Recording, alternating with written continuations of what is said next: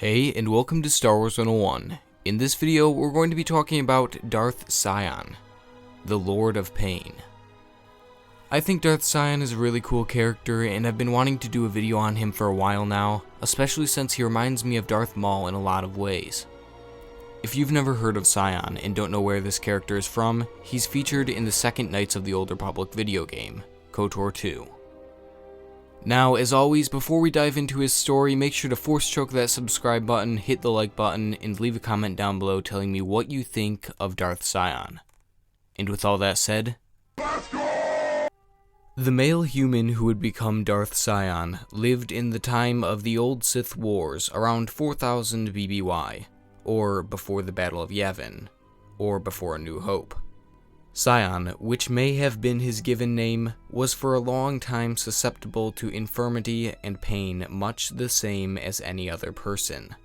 Combined together, they were intolerable to him, and he lived a life steeped in hatred.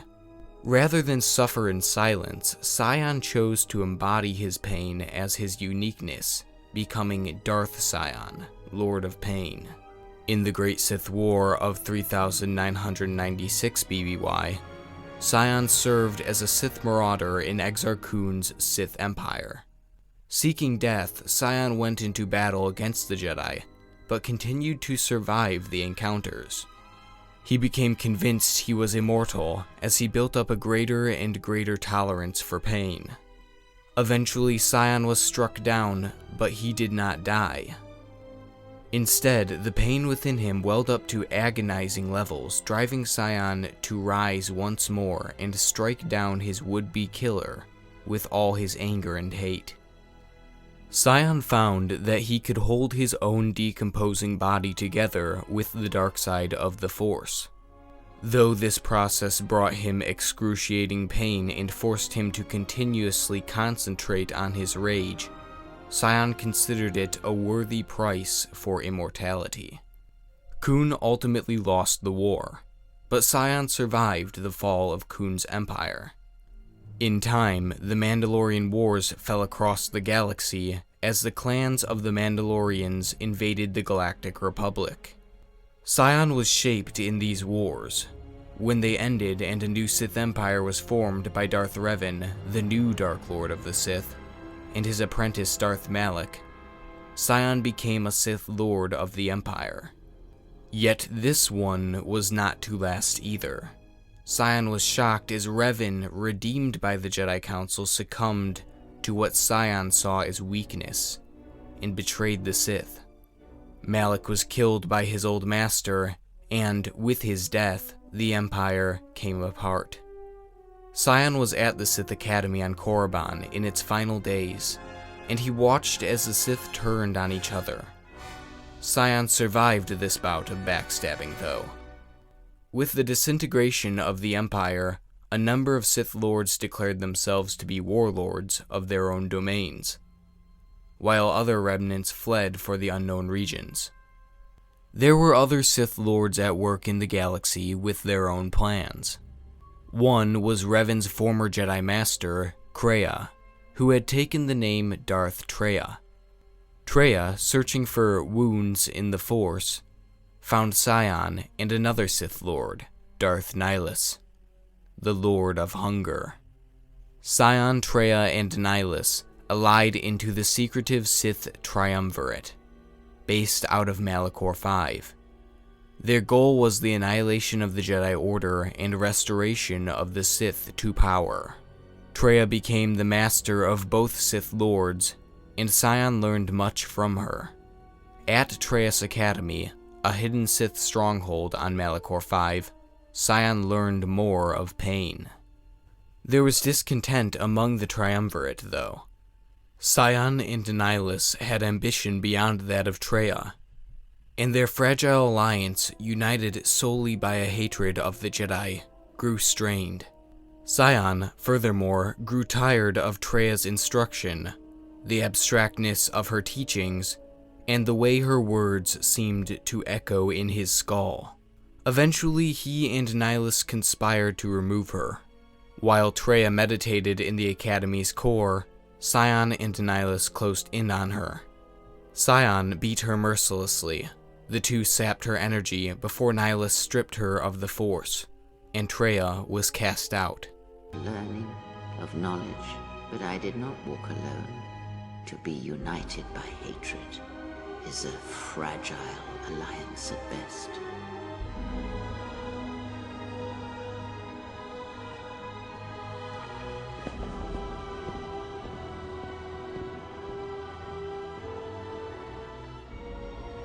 But my will was not law. There were disagreements, ambition, and hunger for power.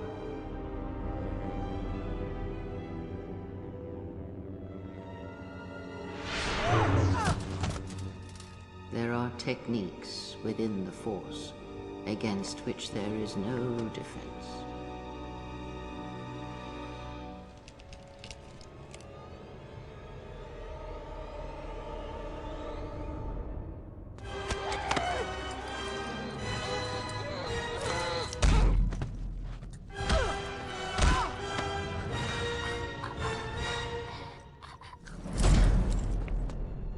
I was cast down, stripped of my power, exiled.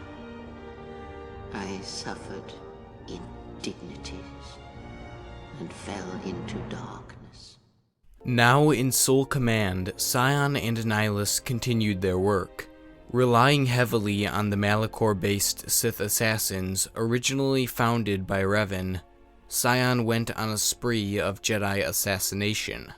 He was killed a number of times over the course of it, but he continued to rise again and slaughter many Jedi in return. By the end of Sion's campaign, the Jedi were almost entirely extinct. In 3954 BBY, Sion and Nihilus united the majority of the Sith Empire remnants, becoming the most unified force of Sith in their time. In 3952 BBY, Nihilus attacked a Jedi conclave on Qatar, killing many of the surviving Jedi, and wiping out the entire planet. The Order publicly disbanded, the remaining Jedi going underground to escape Sion's assassins. Lana Vash, a master of the Jedi Council, came to Korriban in search of Sion, but she fell into a trap of his and was captured. Sion imprisoned Vash in the abandoned Sith Academy. As the Jedi fell, one remained outside known space, a knight named Mitra Surik, who had been cast out of the Order and exiled for following Revan in the Mandalorian Wars. Atris, a surviving Jedi Master, sought to draw the Sith out of hiding, and so she arranged for Surik to return to the known galaxy, while at the same time leaking information of Surik's past. Rumor that Surik was the last of the Jedi was enough to draw the Sith out of hiding. Sion studied her, where she had gone in her exile, and the battles she had fought in the war.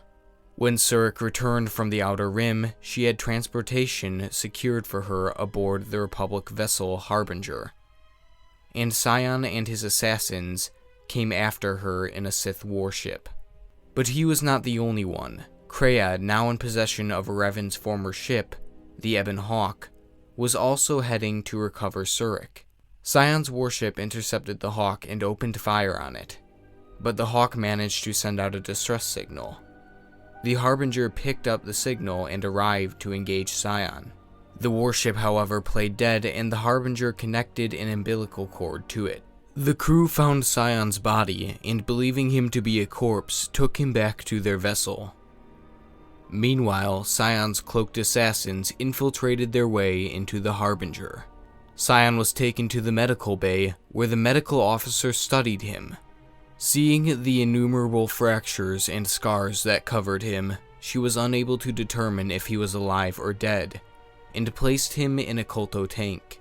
As this was taking place, Sion's assassins were moving throughout the ship, secretly eliminating some crew members and watching the others.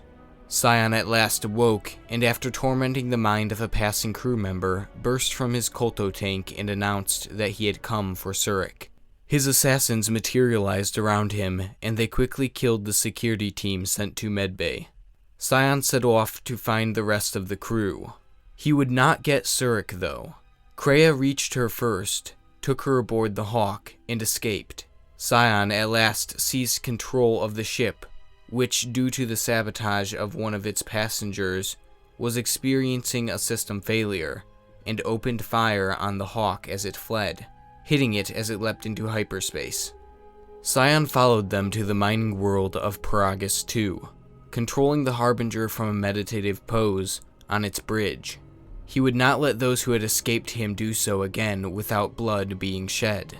The Harbinger docked with the Peragus mining facility, and some of his assassins moved into the facility to watch their prey. Kreia, Surik, and Aten Rand, a prisoner they had found in the facility, came aboard the Harbinger in their search for an escape route, and Sion caught up with them in the vessel's stern. I came to warn you, Jedi. You know not what path you walk. This battle is mine alone. I am not defenseless. He cannot kill what he cannot see, and power has blinded him long ago. Run! I shall be along shortly. Brandishing a sword, Kreia moved to fight him as her companions fled. Sion was surprised that she was still alive, and mocked her belief that a Jedi could stop the Sith from achieving dominion. Kreia, hiding, leapt out to attack, and Sion wheeled on her and cut off her hand. She escaped him and rejoined Surik and Rand aboard the Ebon Hawk, which proceeded to take off. Sion pursued in the Harbinger, and the ensuing firefight set off the volatile asteroids around Peragus, consuming the Harbinger in an explosion. Sion survived, though.